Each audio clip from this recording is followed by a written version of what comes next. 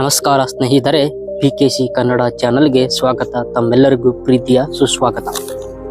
ಭಾರತದ ಉದ್ಯಮ ಲೋಕದ ರತನ್ ಟಾಟಾ ಅವರು ಕನಸುಗಳನ್ನು ನನಸುಗಳನ್ನು ಮಾಡುತ್ತಾ ಅವರು ಉದ್ಯಮಗಳನ್ನು ಯಶಸ್ವಿಯಾಗಿ ಸಾಗಿದೆ. ಅವರ ಉದ್ಯಮಗಳಲ್ಲಿ ಲಾಭ ಮತ್ತು ನಷ್ಟಗಳನ್ನು ಕಂಡಿದ್ದಾರೆ. ಅವರು ಕೋಟ್ಯಾನುಗಟ್ಟಲೆ ವ್ಯವಹಾರವನ್ನು ನಡೆಸುತ್ತಾರೆ. ಅವರ ಬಳಿ ಎಲ್ಲ ಇದ್ದರೂ ಯಾಕೆ ಅವರು ಮದುವೆಯಾಗಲಿ? ಅವರಿಗೆ ಮದುವೆ ವಿಷಯದಲ್ಲಿ ಯಾವುದಾದರೂ ತೊಂದರೆಯಾಗುತ್ತಾ? ಅಥವಾ ಅವರ ಅಪ್ಪ ಅಮ್ಮ ವಿಚ್ಛೇದನ ಆಗಿದ್ದರು, ಆ ಬೇಸರದಿಂದ ಅವರು ಮದುವೆ ಆಗಲಿಲ್ಲ? ರತನ್ ಟಾಟಾ ಅವರು ಅಮೆರಿಕದಲ್ಲಿ ಒಬ್ಬ ಯುವತಿಯನ್ನು ಪ್ರೀತಿ ಮಾಡುತ್ತಿದ್ದರು.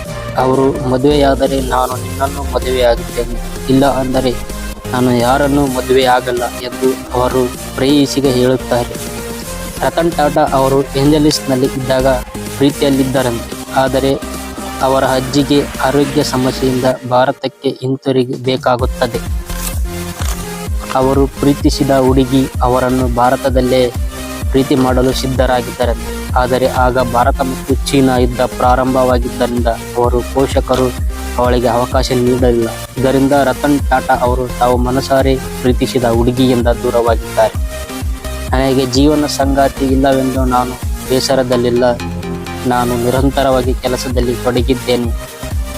ಆದರೆ ನಾನು ಹಿಂತಿರುಗಿ ನೋಡಿದಾಗ ಯಾವುದಕ್ಕೂ ಬೇಸರವಾಗುವುದಿಲ್ಲ ಎಂದು ರತನ್ ಟಾಟಾ ಹೇಳಿದರು. ಈ ವಿಡಿಯೋ ಇಷ್ಟ ಆದರೆ ಲೈಕ್ ಮಾಡಿ, ಸಬ್ಸ್ಕ್ರೈಬ್ ಮಾಡಿ, ಫಾಲೋ ಮಾಡಿ.